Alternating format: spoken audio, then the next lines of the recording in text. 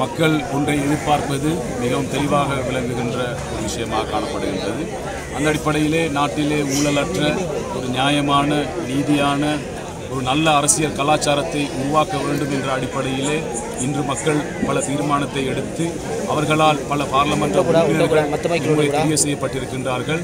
அந்த அடிப்படையிலே எதிர்காலத்திலே அந்த பாராளுமன்ற உறுப்பினர்களும் மக்கள் எதிர்பார்க்கின்ற அந்த விடயங்கள் எல்லாம் மிக சிறப்பாக செய்வார்கள் என்ற எதிர்பார்ப்புடன் திருகோணமலை மாவட்டத்திலே ஐக்கிய மக்கள் சக்தி வலிமையாக சென்ற பாராளுமன்ற தேர்தலிலே 2 ஆசனங்கள் பெற்றாலும் இம்முறை ஒரு ஆசனத்தை பெறக்கூடிய ஒரு நிலைப்பாட்டுக்கு தள்ளப்பட்டிருக்கின்றது. ஆகையால் இருந்தாலும் மூதூர் தொகுதியை பொறுத்தவரையிலும் எங்களுடைய கட்சி வெற்றியிட்டிருக்கின்றது. அந்த அடிப்படையிலே மூதூர் தொகுதி மக்களுக்கும் எனக்கு வாக்களித்த இந்த மாவட்டத்தினுடைய அனைத்து மக்களுக்கும் என்னுடைய மனமார்ந்த நன்றிகளை நான் இந்த இடத்திலே தெரிவித்துக் கொள்வதோடு மக்கள் இன்று எதிர்பார்க்கின்ற எங்களுடைய வெற்றியின் மூலமாக மக்கள் எதிர்பார்க்கின்ற அரசியல் பயணத்தை முன்னெடுத்து செல்ல வேண்டும் என்பதுதான் என்னுடைய ஒரு எதிர்பார்ப்பாக காணப்படுகின்றது.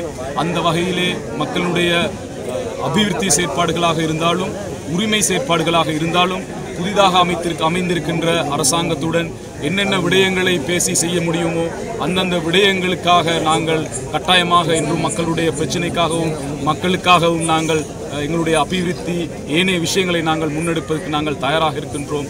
ஆகையால் எங்களிடம் மக்கள் எதிர்பார்த்து வாக்களித்த அந்த வாக்குகளை நிச்சயமாக நாங்கள் விற்கப் போவது கிடையாது. எங்களுடைய சொந்த லாபத்துக்காக நாங்கள் பயன்படுத்த மாட்டோம். அதே போன்று எங்களுடைய பொக்கட்டுக்களை நிரப்புகின்ற கொமிஸ் அரசியலையும் நாங்கள் செய்ய போவது கிடையாது. அந்த அடிப்படையிலே மக்கள் எதிர்பார்க்கின்ற உண்மையான தூய்மையான நேர்மையான நீதியான நியாயமான ஒரு அரசியல் பயணத்தை நாங்கள் திருகோணமலை மாவட்டத்திலும் இந்த நாட்டிலுமே முன்னெடுப்போம் என்பதை இந்த இடத்திலே நான் கூறிக்கொள்ள விரும்புகிறேன்.